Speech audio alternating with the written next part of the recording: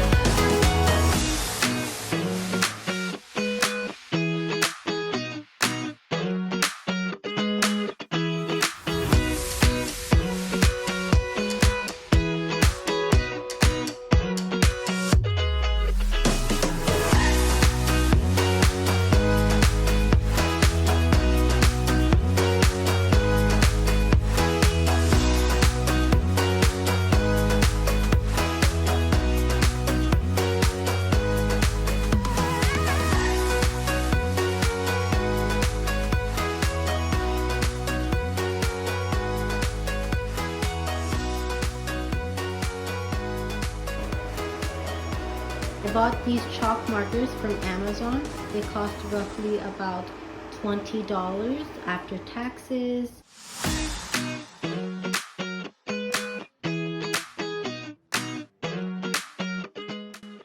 Before I show you the reveal, let's take a look at what it looked like before.